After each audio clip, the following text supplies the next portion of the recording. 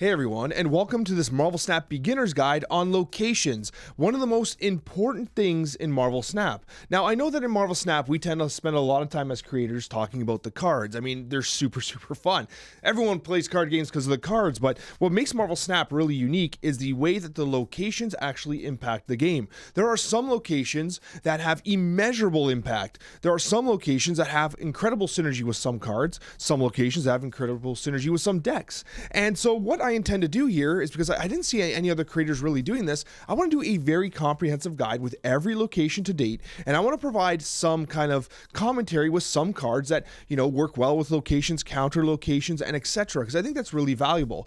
There's no way that this can be obviously in a completely extensive list. So with that being said, if you're an experienced player and you see a location and you think there's a card that really works there, actually comment it. Like, this isn't just YouTuber bait. Like, I actually want to see you comment it, because I'd like for this video to be a good resource for players new and experienced alike.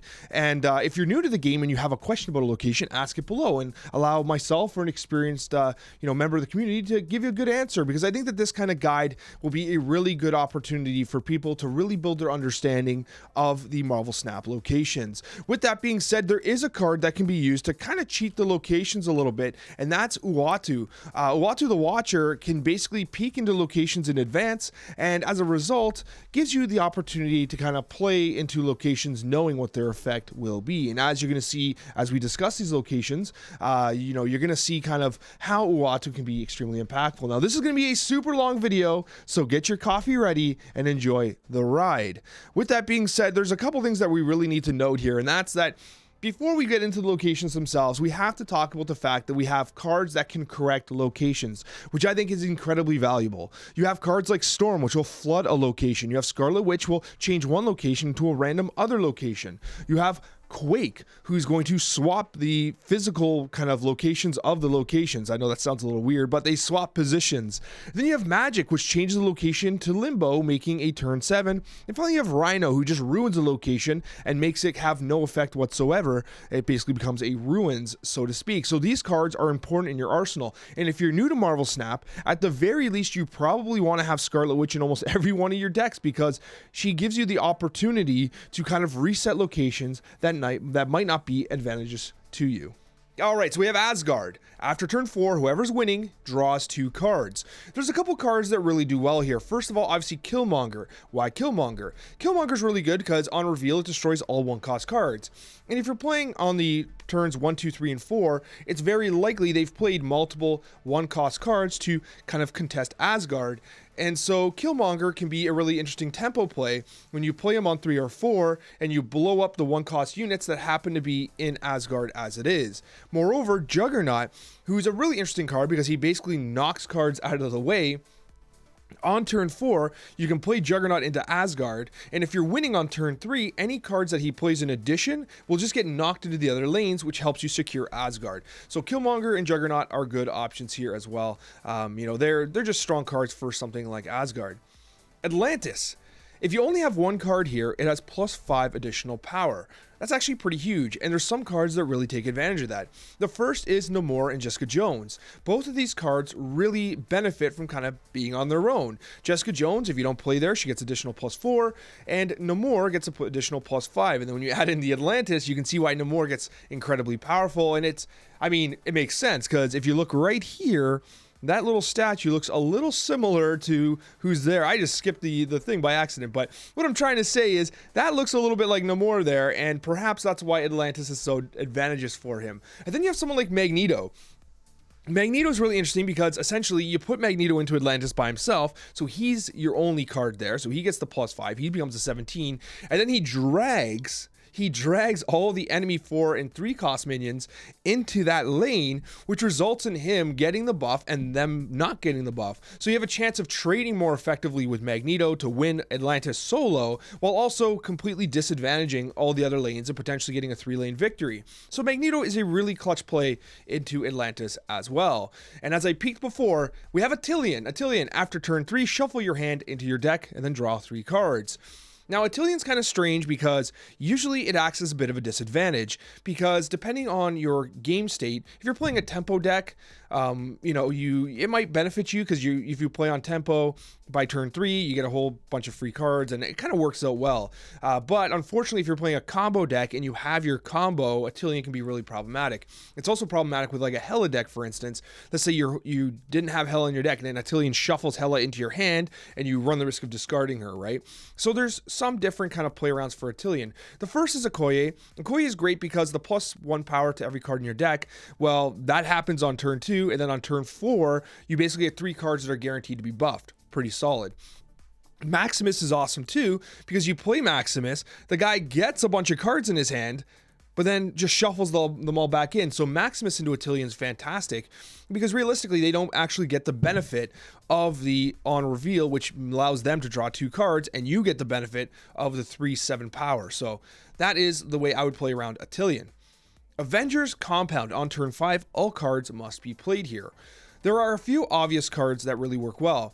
The first being Rescue. On turn 4, you play Rescue into Avengers Compound. You're guaranteed to play there on turn 5, so she becomes a 4/9. I should say Rescue becomes a 4/9. And then you have Spider-Man, and Spider-Man's fantastic too because you basically just prevent them from playing at all. You can play there, you can play into Avengers Compound, but they can't. And then so basically they just sit there like, wow, I have to skip my turn 5. This is terrible. And Spider-Man allows you to play. So they literally skip turn 5, which usually results in them conceding, unless of course they're playing an Infinite deck and their Sunspot ramps up, and then you can kind of figure out what's happening anyway. But Spider-Man and Rescue, 2 great choices for Avengers Compound. Bar with no name. Whoever has the least power here wins. Now, this is a super interesting location and is one of the main reasons why Uatu can be extremely valuable, because if you have Bar with no name and you have Uatu, you're not going to accidentally play into Bar with no name. You know how often I've seen people play a card into Bar with no name and then not realize it, then it reveals as Bar and they're like, retreat, right? Like they just lost that lane because they have a card there. But the Hood and Mr. Negative are exceptions here because they're negatively powered. You're able to actually win the location by playing those cards there while still getting the benefit of getting the demon from the Hood, for instance, and obviously the benefit of swapping the costs and powers of all your cards in your deck by Mr. Negative. So Bar with no name is pretty interesting there. There's also a debate play where you play into Bar with no name and then you like Scarlet Witch it at the last turn or something like that. But if you're playing in there blindly, they're gonna think you're a bot. So really kind of lean into the idea that you're a bot, and maybe you'll catch them off guard. Then we have Baxter Building. Baxter Building is pretty interesting because whenever whoever's winning the lane gets 3+ power at all other locations. Ironically, counterintuitive to Bar with no name because Baxter Building will force you to lose Bar with no name, which is kind of interesting. But basically, you usually want to create a lot of tempo here.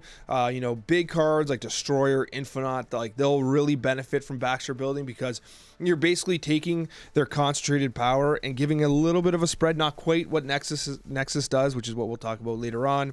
But it does provide you with a little bit of added value into that location. So large cards that have a lot of tempo do tend to do pretty good in Baxter Building. And then we have Central Park.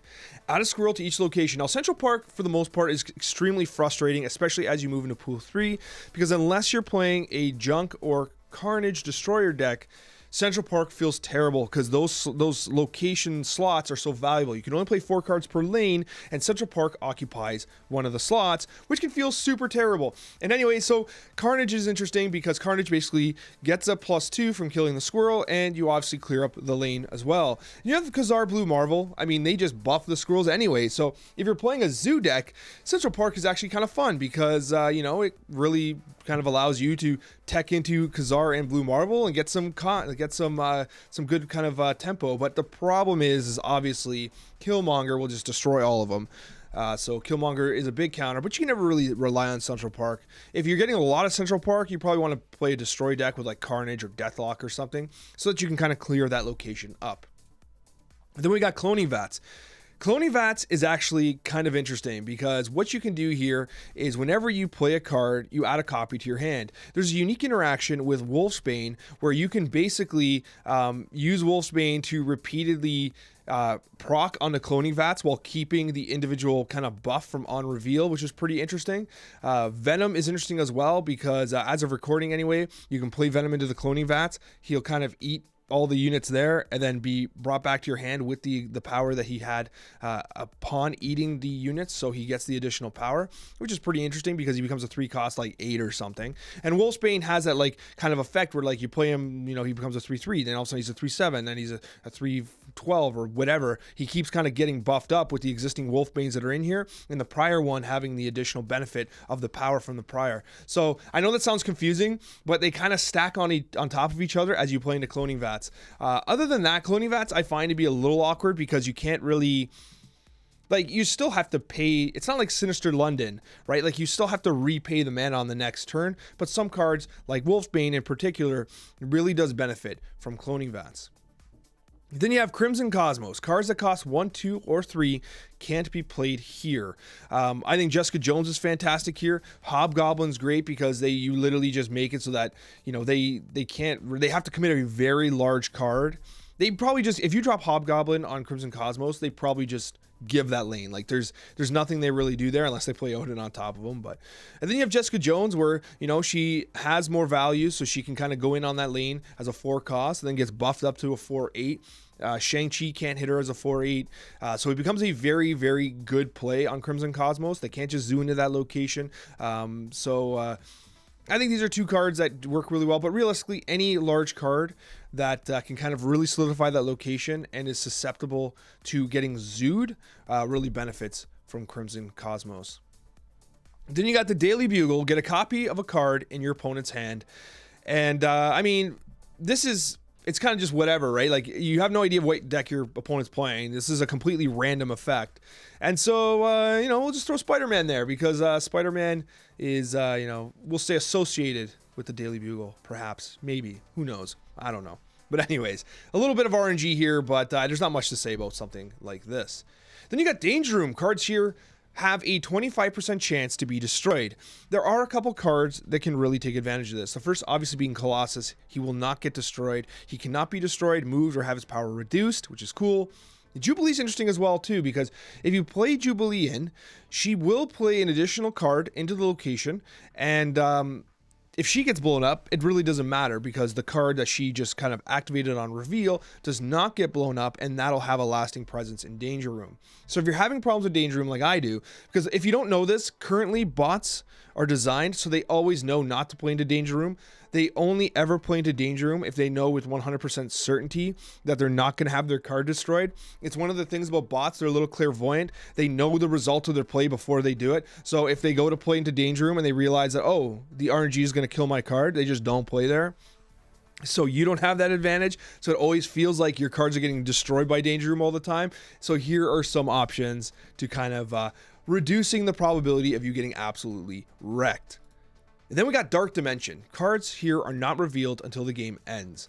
Dark Dimension is pretty interesting because it's basically like Invisible Woman. There's a few locations that are like this that are essentially the active ability of cards being put into location form, and this is one of them. And what you're getting here is you're getting the Invisible Woman effect, and which is basically a 2-cost effect. But I think Dark Dimension currently, as the game stands with the current cards, is that it works best with Hala, because what you can do is you can play your discard cards into Dark Dimension. They do not proc, and then you play Hala on the last Dark Dimension kind of turn, basically. So she's the 4th card, so she'll be the last card to reveal, and the result of that is everything else reveals, everything else gets discarded. Hala is always safe. She never gets discarded because she's the 4th card on Dark Dimension, and so she gets to bring back like a ton of value for you from your discards. So that's why Invisible Woman is top tier with Hala decks and discard, and it's also why Dark Dimension, if you're playing a discard deck, is basically a snap-free win. So Dark Dimension has some interesting plays, specifically synergizes well with discard decks.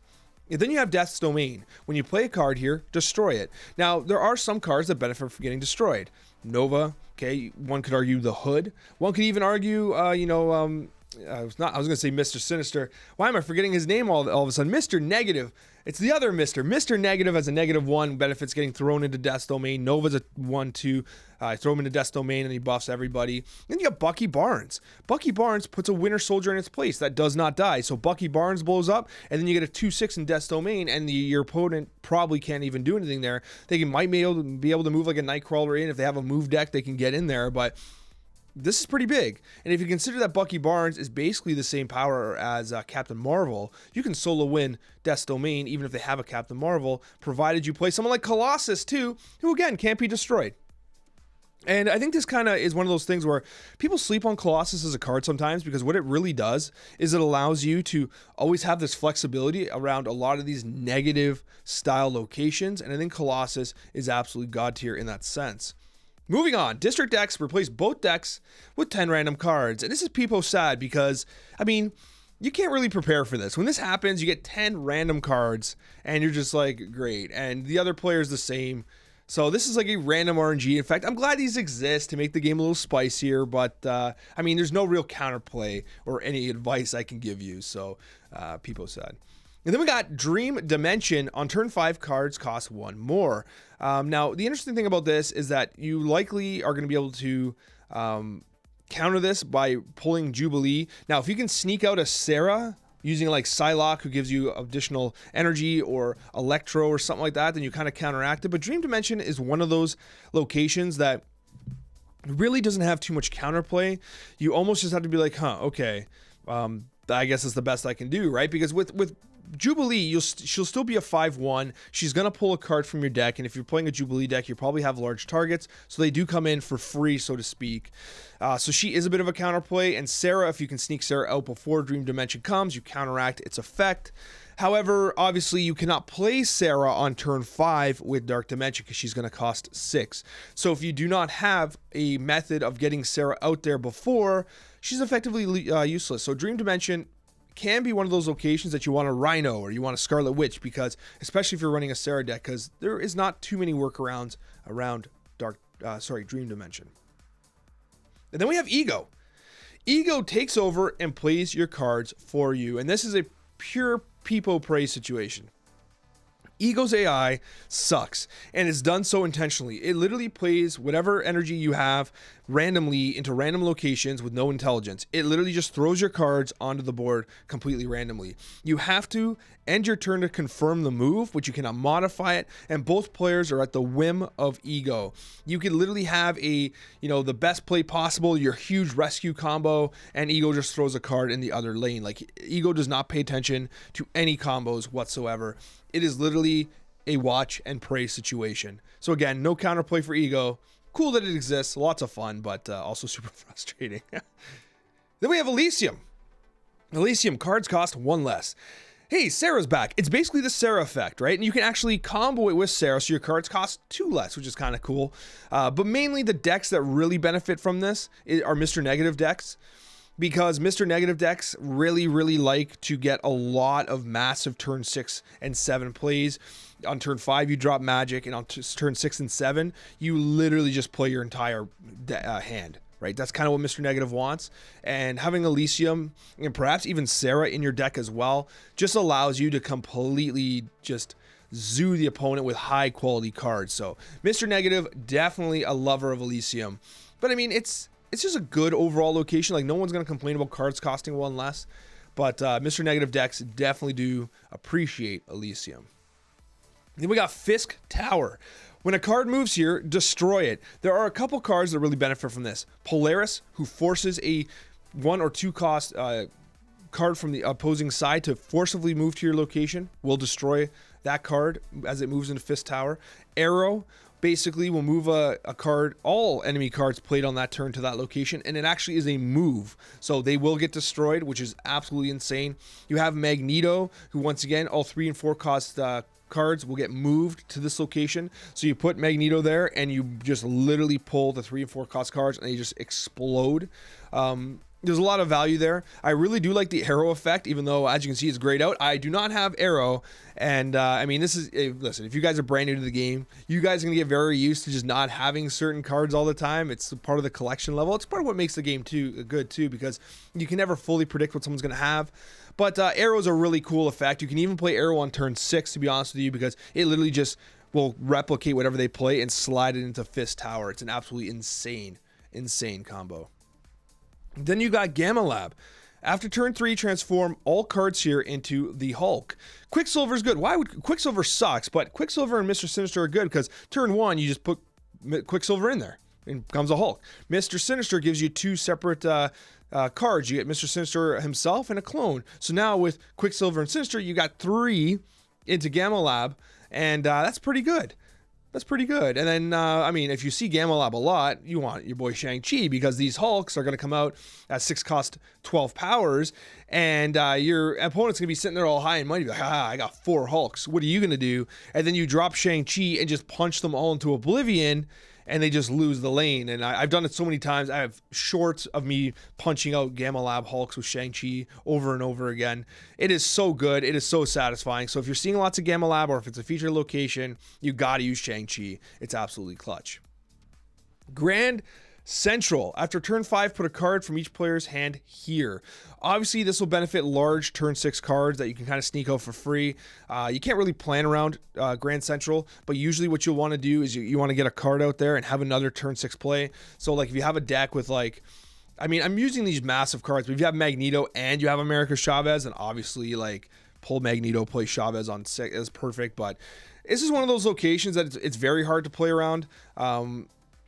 I mean, discard decks don't like this either, because it's very likely you put Hala into play or something and it ruins your combo.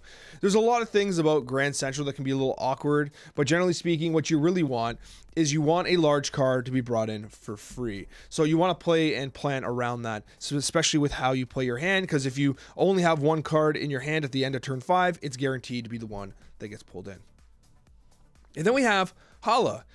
After turn 4, destroy all cards controlled by the player losing here. So obviously Bucky Barnes can be thrown in there on purpose. Colossus is a great choice because he cannot die.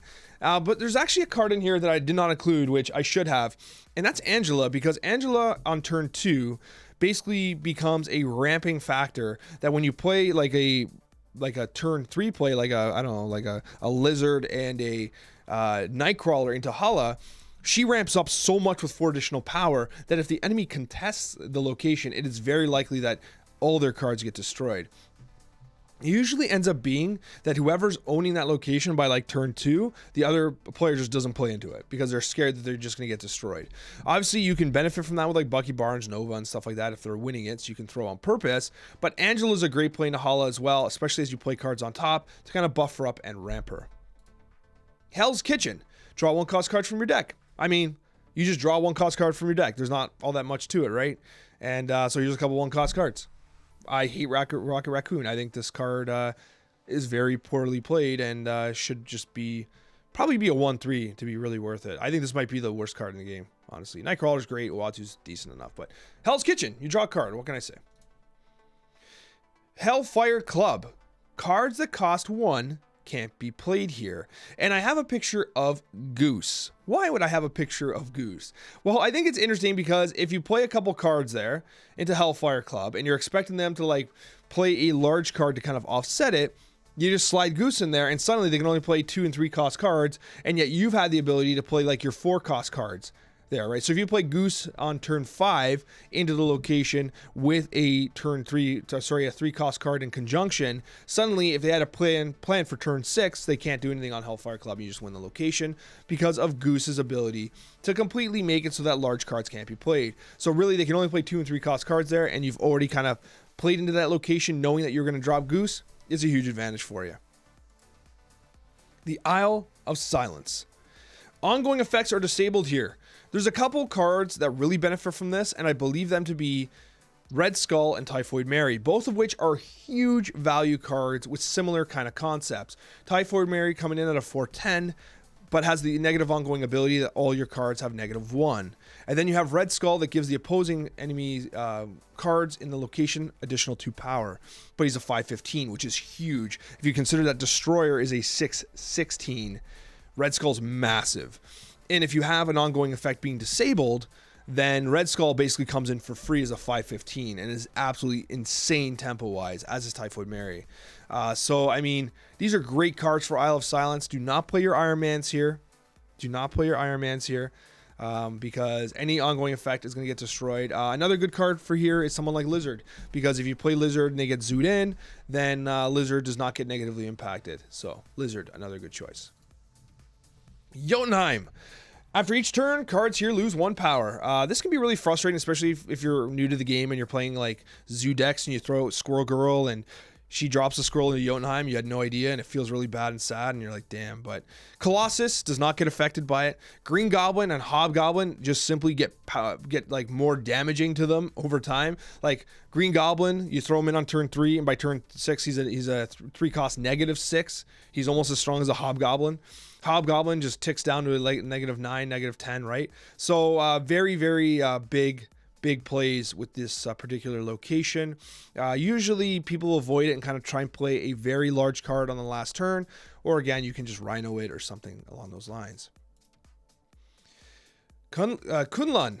Some of these locations I'm not entirely sure how to say, but when a card moves here, give it +2 power. Nightcrawler benefits, obviously, you get Nightcrawler in there, he becomes a 1/4, pretty cool. Doctor Strange can pull cards into that location, which is pretty awesome, because no matter what the card gets pulled, it's getting the +2 power, and if you hit like a Vulture, it's getting +2 power in addition to its movement bonus, and then someone like Human Torch gets even, bonuses as well. Then you get Heimdall, depending on the location they're in. If Kyln is on the left side of the map, either mid or left, not right. When you Heimdall, you're going to push everyone over to the left, and those cards will get the +2 power. Pretty cool. Kamar-Taj. On reveal effects happen twice at this location. Well, obviously anything that on reveals is great, but I think that these 3 cards really highlight how this location can be used to good effectiveness. Scorpion, obviously inflicting your opponent's hand with -1 power. It's becoming increasingly common that people will hold their cards and like skip turns 1 and 2 to have more impact on the board later, and Scorpion will punish that. And then you have Okoye, who basically buffs up your cards by 2, which is insane in your deck.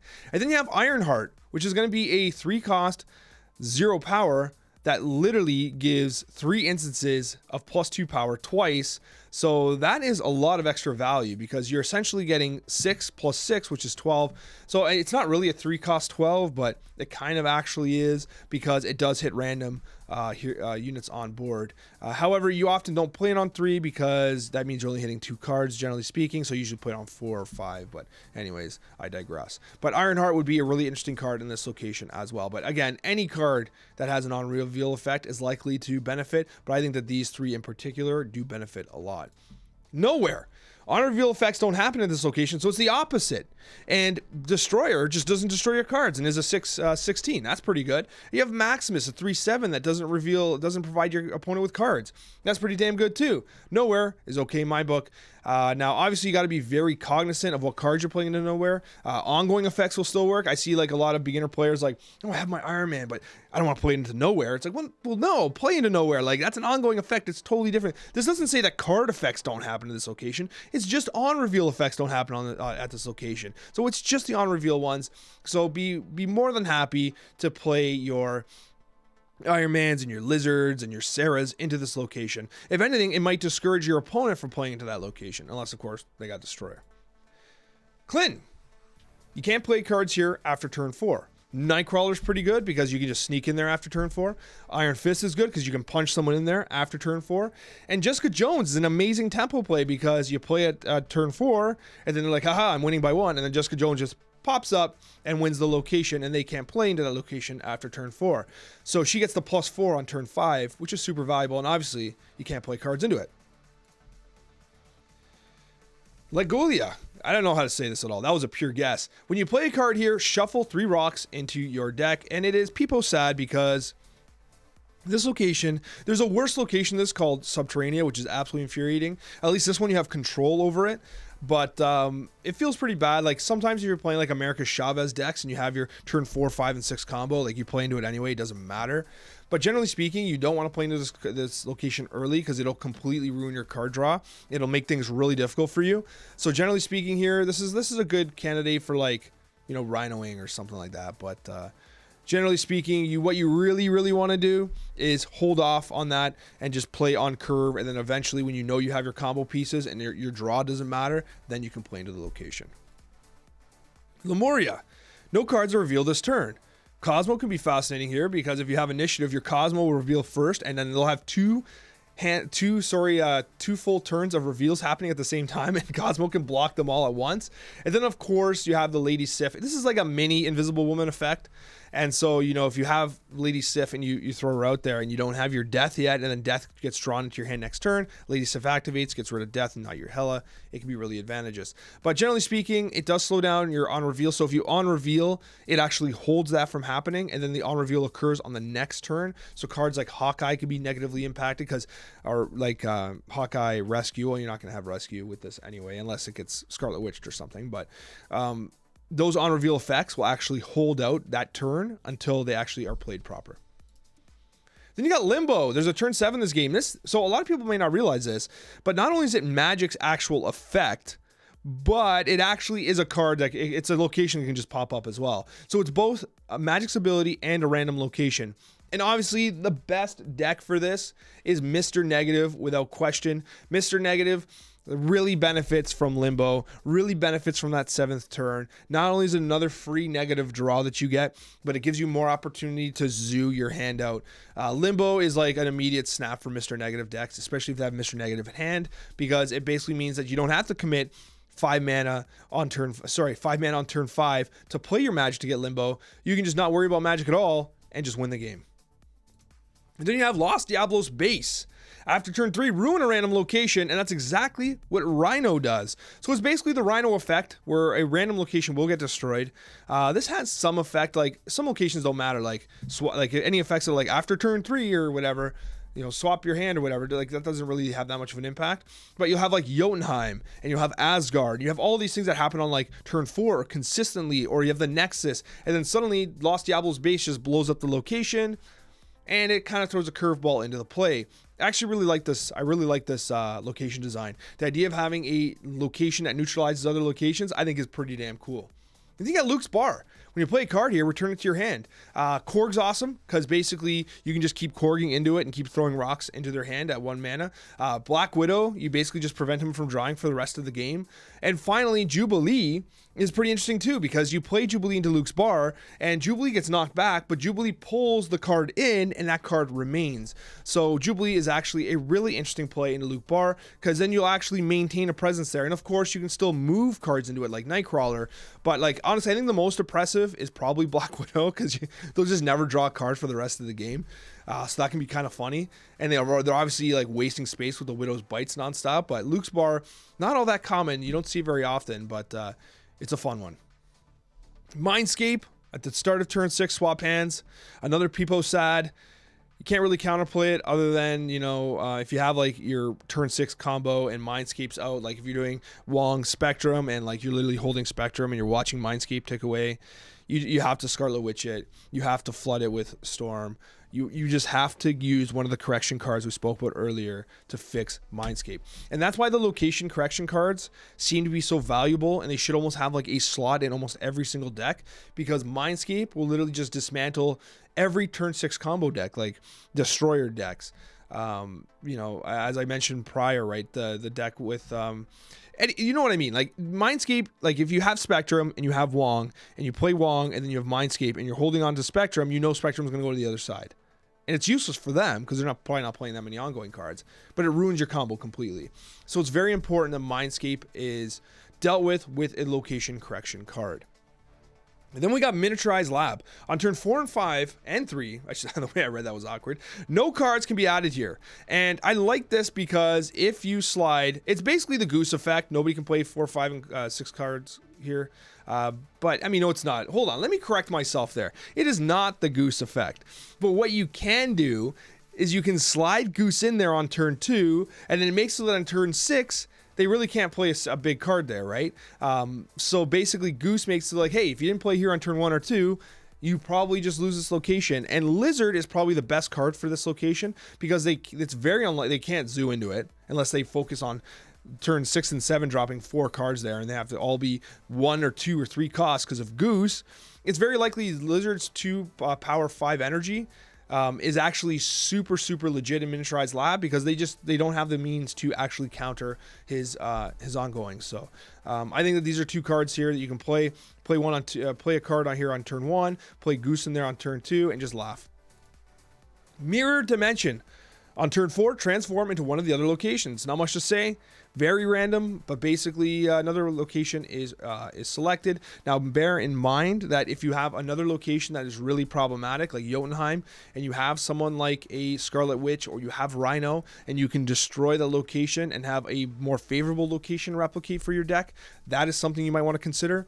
But otherwise, like Mirror Dimension, like you can't really influence it, other than you can obviously Scarlet Witch the Mirror Dimension and make it so like another location does not get chosen from your particular game. Or you just change the other locations in anticipation of the 50-50 of that one being selected for Mirror Dimension. Mojoworld. Whoever has more cards here gets plus 100 power. And obviously Mojo is going to be good here because Mojoworld, it benefits whoever has the most cards. But one thing that a lot of new players make the mistake of is they forget that once both players have 4 cards there, Mojoworld is effectively nullified and just the standard power applies. So if you've played Ant-Man, Korg, Nightcrawler, and whatever, and you have 8 total power, and you're like, I have 108 power, that's exciting. And then what they do is they just fill the lane with more value, and they get to 4 cards as well, and then they have 20 power, you just lose, right? So once both sides of the location are filled, Mojoworld becomes essentially nullified. And so the result of that is if you have very little value on board, you're going to get destroyed. And Mojo is the best card here, ironically, Mojoworld Mojo, because if they zoo here, you get 6+ power, which helps to compensate for that, and Ant-Man's great into it too. Moreover, if you Goose into Ant-Man Mojo, and you get one other kind of low-cost card in there, they really can't overpower you in the lane. You probably just win. So Mojoworld takes some practice playing around. It's one of the more common locations you'll see, and definitely zoo into it, but bear in mind that once they zoo into it as well, the total power does matter. And you got Monster Island. Add a 9 power monster here for each location. It takes up a slot, but that 9 power monster is susceptible to Shang-Chi and does get the benefit of Iron Man. So Iron Man will double it to an 18 power. Well, kind of. The location gets 18 power, but you know what I mean. It basically doubles the effectiveness of the monster in the location. That's basically it. I mean, there's not much else you can kind of work around it so much. The monster's just sitting there. It's just 2 monsters on either side. Shang-Chi punches one. Iron Man buffs them. That's more or less it. Muir Island. After each turn, give cards here plus 1 power. And that is Sunspot and Shang-Chi that I think really work out well here. And you're like, oh, Shang-Chi, what the hell? Shang-Chi's in all these lists all the time. Well, yes, first of all, Sunspot's cool because when you skip turns, he gets power. When you don't play on curve, he gets power. And now with Muir Island, he's getting power anyway. But what's interesting about Shang-Chi is that oftentimes people sit on Muir Island early on. They got the sunspots. They got other cards like, look, my sunspot is 10 power from Muir Island and saving up mana. And then they think they're all big. And sometimes they have other cards like Angela that are ramping up on Muir Island as well. And then on turn 5 or 6, you drop your Shang-Chi and you literally just delete Muir Island. And I literally have shorts that have done this with Shang-Chi. I keep saying that. I have shorts with Shang-Chi. I have lots of shorts with Shang-Chi because he just has this crushing effect over and over again, and this is a perfect example. So be very cognizant of Muir Island, especially when you get your cards over 9 power, because Shang-Chi can absolutely clutch them. Murderworld. After turn 3, destroy all cards here. It's the usual. It's your Colossus, it's your Bucky Barnes, it's your Novas, and Winter Soldier. So basically Bucky Barnes gets destroyed, and then Winter Soldier replaces it, standing in the now defunct Murderworld. Colossus is not affected. So again, anytime you have these like death and destruction style locations, Colossus, Bucky Barnes, Nova, they're great. They're great options. Necrotia, cards here have -2 power. Look, it's Colossus again. Colossus cannot be destroyed, moved, or have its power reduced. So when you play Colossus, it's effectively a 2 cost 5, which is like Lizard without the downside. And Green Goblin and Hobgoblin have equal effect. They basically come in as a 3 -5 and a 5 -10. It's just pretty huge. And the thing about Necrotia, which is kind of important, is if you want to play around it, you don't want to zoo into this location. You want to play 1 or 2 very large cards, because if you zoo 4 cards in there, they're all getting hit by the -2 for a total of -8. If you play only 1 card in there, like a Chavez, it only gets hit with the -2. So you're kind of making the most of your power with significantly larger cards, something worth considering. And the next one is Negative Zone. Hey, look, it's the exact same people. Yes, because now Colossus is a 2/6. Goblin is a 3 -6, and then you got the 5 -11 on Hobgoblin. And once again, this is even worse. You really don't want to zoo into here. You want to play 1 card, like 1 Magneto, and pull everyone over, right? Do not zoo into this location, or zoo into the location and then Scarlet Witch it later, right? Like, have a plan. But like, again, this might be a situation where you play into Negative Zone and you pretend like you're a bot, and then on the last turn you fix it or something, right? But Negative Zone is Colossus time. He's basically getting insane value, absolute insane value in Negative Zone. New York. On turn 6, move cards to this location. Professor X, great counter, prevents the cards from moving. Kingpin's fantastic as well, because Kingpin will basically destroy any card that moves there, which is cool, because if you have turn initiative and you play Kingpin there, and then people, that actually doesn't quite work that way, but anyways, because the move happens before the card is revealed. But so if you play on turn 5 Kingpin, and then you basically nullify the ability for anybody actually to play into New York, because even if it's your own card, it does get destroyed. So Kingpin's a great choice. Professor X prevents New York from occurring because it locks down the location. And now we've got Nidavellir. Cards here have 5+ power, so obviously zooing into this location is beneficial. However, remember that if you have if both your teams have, not both your teams, if you and your opponent both have 4 cards here, you do get the +5 unlike Mojoworld, like it does not get negated. But if you have Ant-Man and you have like Korg and weak cards, and they have Mojo and Punisher, these cards are going to generate way more value. They're going to get their +5 while also generating additional value, the +6 on Mojo and the +1 for each additional card by Punisher. So anytime you see this location, I really do think that Mojo and Punisher are great choices, and Ant-Man as well. Just be very aware that like you do want to go 4 wide on this location, because someone is getting a lot of additional value with each individual card they place there. So it's one of those, it's kind of like Mojoworld, but this is a little more streamlined in the sense that each card gets the +5 and it does not get negated when the location is full. Nova Roma, draw a card. Hey, nothing wrong with that. What else am I going to say? Olympia, you draw 2 cards. Hey, that's fantastic. Who wouldn't like drawing 2 cards? Not much more to say. Oscorp Tower. This one's brand new as of recording. This was like added yesterday. After turn 3, all cards here swap sides. There's a few things. First of all, I think Oscorp, this is like one of the designs I'm like, this one's kind of boring. Like everyone just avoids it, or no one really plays around it very well. Like Oscorp Tower kind of as a location I think is a weak one. But the hood, I mean, you send over -2 power and you keep the demon. Mr. Negative, if you sneak it out with Psylocke, they get the -1 and whatever, I guess, -1, and you're taking up a slot. Electro, I think, is the coolest one, because you wouldn't really think of it, but you actually gain the +1 energy, but they can only play 1 card at a time on turn 3. So you play Electro on turn 3 in Oscorp Tower, you get the energy, and now they have a Sandman style effect, which is kind of cool. He's probably the actual best play here for Oscorp Tower, but, you know, I digress. Onslaught Citadel. Ongoing effects here are doubled. So you have a couple options here. Now, first of all, the real play you want to make is Wong, Mystique, Onslaught with, like, you know, I don't know, Spectrum, Doctor Doom, whatever, right? Like, whenever you have ongoing effects being doubled, like Iron Man benefits from this. But if you double the doubling and then you double it again, there's some silly stuff. Every once in a while, you'll see on Reddit, you'll see like a post on Reddit with Onslaught Citadel and like, you know, people saying it took 2 hours for Ironheart to proc through Wong, Mystique, Onslaught on Onslaught Citadel. Like, it's ridiculous what happens, and it's kind of game breaking. This probably should make a cap on the ongoing effects. But yeah, so I think Onslaught Citadel is a fun location. Obviously, Iron Man gets doubled. I think it's this onslaught that kind of breaks this location here, especially when you factor in the mystique as well, which copies the ongoing ability of the last card you played, because you can do something like whatever. The combo is pretty wild, but either way, Onslaught Citadel is a lot of fun. Obviously, if you do not have if you don't have ongoing cards and you're wary about ongoing cards like Khazar, Blue Marvel that are creating a ton of value on the board, you really need to either play Enchantress to counter it, or you get rid of it with a Scarlet Witch or Rhino. So things worth considering.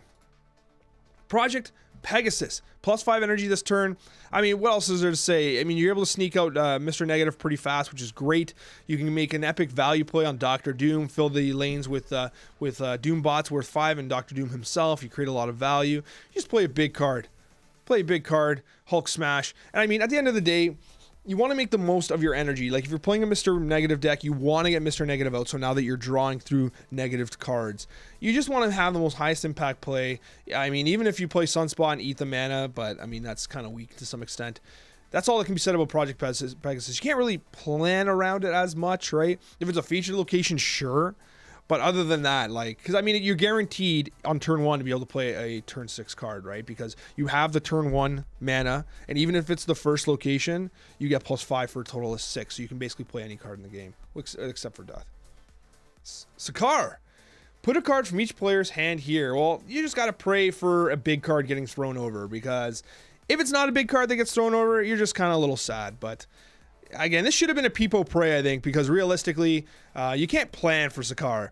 But, if you can get Infinite for free out there, then I don't think you're going to be complaining. And I hadn't used Abomination in a while, so I just threw his picture up there. A little bit of fake news, but what are you going to do?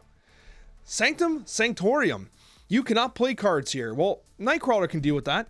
And so can Squirrel Girl, because Squirrel Girl can throw a squirrel into that location. Nightcrawler can move into that location. Why is Uatu there? Uatu, the Watcher. Well, the interesting thing about Uatu is if you don't have Nightcrawler and you don't have Squirrel Girl, you don't have like Doom bots or anything like that, and you see Sanctum Sanctorum there, and you're like, I have Uatu in my hand. I know this location on turn 2 or 3 is not going to be playable. I should just throw Uatu in there now and let the location reveal, and I got a card in there. Because when the location has not been revealed yet, you can actually play cards in. Once the location is revealed, you cannot play cards in. So Uatu becomes a very valuable way to kind of deal with that specific location. And you got Savage Land. Savage Land, 2 raptors on each side of the location is super annoying because they take up so much damn space and they suck. Even if you're playing a zoo deck, I mean, unless you're playing Khazar, Blue Marvel, Onslaught, like it's going to feel bad. Carnage, super benefits from it. You get +2 for each raptor killed. Awesome. Deathlock clears it, especially if you put it in conjunction with like a Nova. Perfect. And Viper's an interesting one too, because Viper, so these two clear the zone. He benefits from it. He just clears it. But Viper's interesting because it actually your opponent gains control of one of the cards. So suddenly your opponent gets 3 raptors because you kick one over. So not only are you making space for yourself, but you actually kick over a raptor and waste additional space on his side. So you can only play 1 card. So Viper's probably the highest tempo player because you just basically ruin that guy's location. But I don't know. Savage Land feels really bad half the time, unless you're playing a destroy deck. Sewer System. Cards here have -1 power. Once again, it's the Colossus and Goblins because again they just benefit from the -1 power. Sewer System's less kind of issue. It has less issues than like Negative Zone, which is the -3. But again, Colossus becomes a 2/4. This is a 3 -4, 5 -8. Like a little more impact on the board, but you're a little more able to zoo here as opposed to Negative Zone or Necrotia. Shadowland, add a ninja to each side. To watch side. Nice, Alex. Good typo there. I write the sides myself, my friends. I'm sorry. But anyways, Shadowland, a ninja on each side with -2 power. Same thing. You got Carnage, Deathlock that can get rid of it, but the ideal play is Vipering that ninja back over to the opponent's side. So now they have two slots on that location filled with a total of -4 power. Absolutely god tier. And then you have Sinister London. This is one of my favorite locations. Everyone loves Sinister London. When you play a card here, add a copy to another location. Obviously, I think that obviously you want to play Infinite there. Why wouldn't you want to play Infinite? Anyways, so Bishop, what happened is Bishop used to be a 3/2. Now he's a 3/1. He's still okay. If you play Bishop in a Sinister London, basically you have 2 bishops on the board, and every single time you play a card, he just ramps up. Like you're getting super value. Obviously Infinite is perfect, but realistically, and this is what I usually do. I'm like, Sinister London, that seems like that guy can combo it, and I can't. I'm gonna just Scarlet Witch it, and maybe I can play a card into it. Like on turn 2, I play a Lizard and a Scarlet Witch. Witch, so Lizard gets copied for free, and then I get rid of it with Scarlet Witch. I like getting rid of Sinister London, even though I love the location, just because I don't want to have to deal with the combo situations. And then you got Sokovia, big sad, discard a card from each player's hand, because you know it's going to discard their Korg, and it's going to discard your Destroyer or your combo card, and you're absolutely going to be destroyed inside, because that's what RNG does. It's beneficial for Hala decks, unless obviously it gets rid of Hala. It's basically the Moon Knight effect, which each player discards a card, except it's soul crushing, because it never works to your advantage. If it's anything like me, you always remember when Sokovia just destroys your dreams by getting rid of your combo card, while getting rid of an absolutely nothing card on the opposing side. Damn you, Sokovia. Hate you. Stark Tower. After turn 5, give all cards here +2. Now, there's an important consideration here. Once again, Mojo Ant-Man. Big plays on this location. But Shang-Chi cannot be understated here, because sometimes that +2 puts them into the 9 power category, and then you just Shang-Chi that location on the next turn. You're finding that Shang-Chi is a big counter, an amazing tech card. I spoke about him extensively in my best tech card video, and it's to no surprise, Shang-Chi is an absolute monster. Starlight Citadel, after turn 4, swap the position of each location. It's basically the Quake effect. You can't really plan for it. Sometimes, depending on the locations, you might want to Scarlet Witch or Rhino the Starlight Citadel, or use Storm, for instance, because if you have Bar with no name and you're like, bro, I don't want that to get pulled into my units, I'm winning both lanes, I have a tempo advantage, you got to get rid of it. But it's basically the Quake effect as a location, but it's after turn 4, so hopefully by turn 4 you have a solution for it if you so desire. Strange Academy. I actually hate Strange Academy. I don't know why. It's one of these ones that kind of pisses me off, but after turn 5, move all cards here to another random location. And there are some cards that really benefit from this. Obviously, forcing Vulture and Human Torch to move is perfect. They really benefit from it. But the other thing is that you can actually put Dagger in there. This is a card that nobody plays and no one talks about. You put Dagger in there, and basically Dagger just moves and gets +2 power for every opposing unit in that location. That's pretty huge, especially when you can reliably know that, okay, they're not going to end up back in Strange Academy. They're going either right or left or wherever. So if they're not playing into Strange Academy, Dagger gets a ton of value. So very interesting cards to consider for a location like this. Subterranea. Even when I saw it here, my immediate reaction to seeing Subterranea was one of sadness.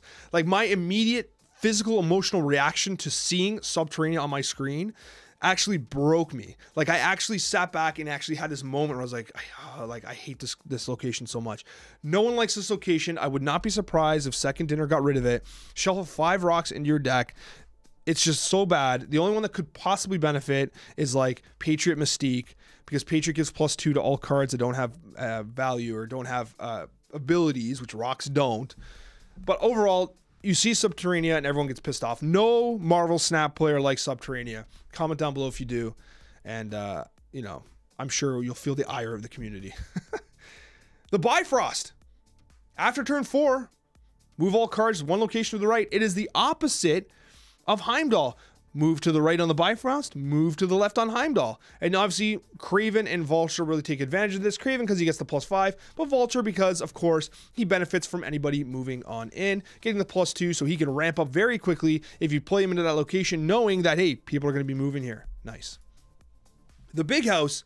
Cards that cost 4, 5, or 6 can't be played here. It's basically the Goose effect, right? It's the Goose effect, and the biggest tempo play you can make is a 3-cost 7 in Maximus.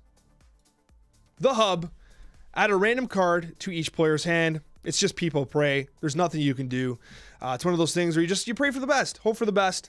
And it tends to be a little more fair than X Mansion, which we'll talk about shortly, because you still have to use your energy to play the card. But the Hub I think this is a pretty fair location. There's no play around. Icebox, give a card in each player's hand +1 cost. It's basically the Iceman. And Sarah counteracts it. But it's a little sad because it often messes up a lot of combos, because if you have a turn 4, 5, 6 combo, it hits your turn 5 combo, you're so I can't play my card on turn 5, I have to play it on turn 6, but I have my regular turn 6 play, so that just ruins my tempo. This is a tempo player's nightmare. Icebox sucks. The Nexus. Your power here is granted to all other locations as well. This is amazing. This is a relatively new one. I love the Nexus because you can play something like Sunspot Infinite. The power of Sunspot and Infinite is spread across all the lanes, and Iron Man basically spreads his power and everything in this lane to all the lanes. Realistically, If you're losing the Nexus, you have to lane correct it. You have to use Scarlet Witch, Rhino, Storm, whatever. You have to fix it. There's no way you can leave the Nexus just bobbing around on its own. You will get destroyed if you're not prepared for it. The Peak. Each card in your hand swaps power and cost. Well, I mean, that's just what Mr. Negative likes. In fact, if you have Mr. Negative, he basically becomes a free play with 4 power. If the Peak is basically a featured location, which it has been in the past, everyone's just playing Mr. Negative decks because he single-handedly really benefits from it. But like White Tiger is amazing too. But really, this is like, the Peak is a Mr. Negative player's dream. Then you got the Raft. First to fill this location draws a 6-cost card. It costs 0. On average, the 6-cost cards are playable, but remember, there's going to be some like Giganto, the Raft's on the left, and you get Giganto for free. You can't even play it. There's some cards that, you know, like Chavez, which is absolutely clutch no matter what. Magneto, absolutely clutch. Destroyer, not so good because you're going to destroy your whole board unless you have armor. So like, there is some RNG here, but generally speaking, you do want to get that free cost, and even if you get it and you snap, it's a good bluff because they're like, oh, he's got a free cost 6. I got to leave. Right? But the other side to it is a lot of players, they try to fill it by like turn 3 with Quicksilvers, Uatus, and Sinisters. Like, that's how you fill it fast. But if you do that, the location's weak. Yes, you got a free 6-drop, but then the opposing player is able to just like invalidate that entire lane by playing like 2 cards there of high value. Be very aware of zooing low-cost cards into the Raft and then basically just giving the location because you have 4 cards there and they're all weak cards. Space Throne, only 1 card can be here for each player. Ebony Maw is a 1/7, is pretty solid because you think, well, it's only 1/7, Alex, they can beat that with American Chavez. Yes, but that's a turn 6/9. Like, that's a turn 6 play, and you're beating it with a turn 1, 2, or 3 play. Green Goblin, you throw him on the other side, and he basically can't do anything. And Polaris is fantastic, too, because you play Polaris in the Space Throne, and you grab a 1 or 2 cost card, and you pull it into the Space Throne, and there is no 1 or 2 cost card. I mean, maybe it's Lizard, but other than that, like, Polaris is going to out-tempo the vast majority of the cards, and you just win the location. The Superflow. If you have no cards here, +1 energy each turn. The Goblins are perfect. You send the Goblins over, they don't get the additional energy. Right? That's it. That's it. Send those Goblins over, and it ruins everything for them, and you can play Green Goblin on turn 2. The Triskelion, fill each player's hand with random cards.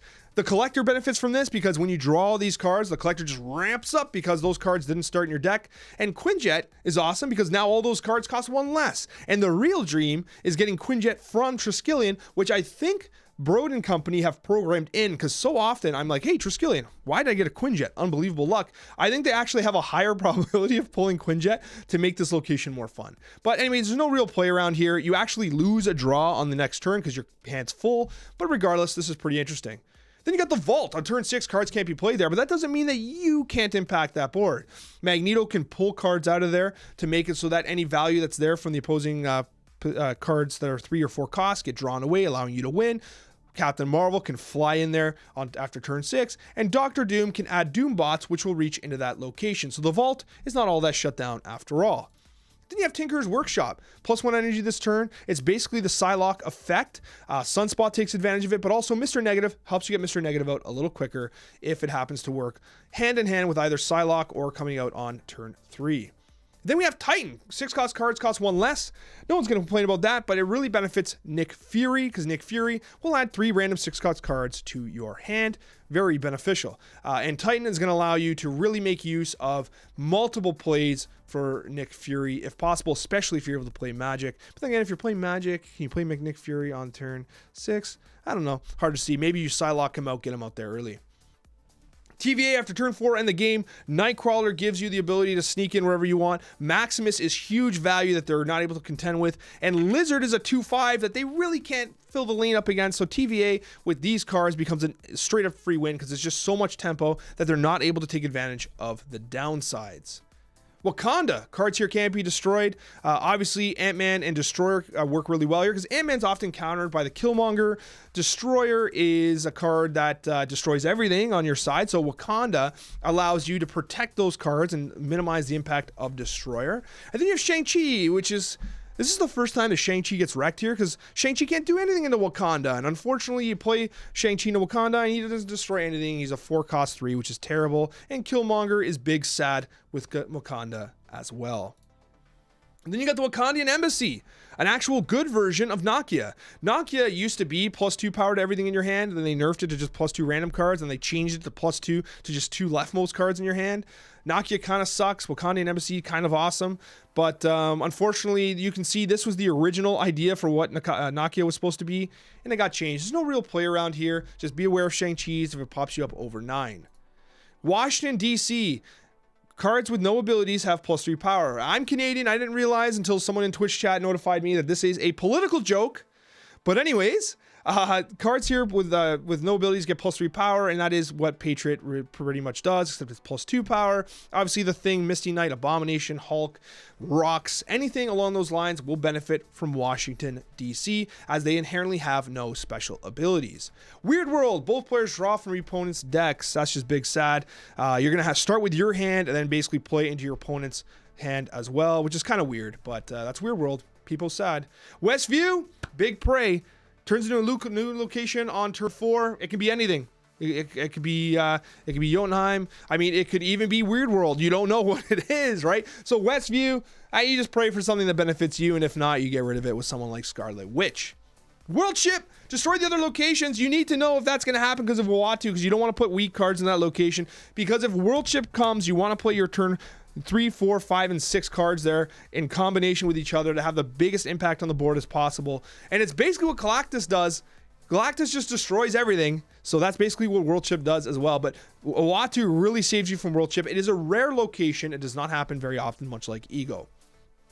X-Mansion, it is the worst location in the game on turn 3. After turn 3, add a random card here for each player. You're going to get Korg, and they're going to get Infinite, and you're going to be big sad. At the end of the day, there's no counterplay here unless you use Scarlet Witch, if you really hate the RNG. But really, this is just a straight-up people prey situation because you have no control over X-Mansion. It is absolutely ruthless. You're going to hate it.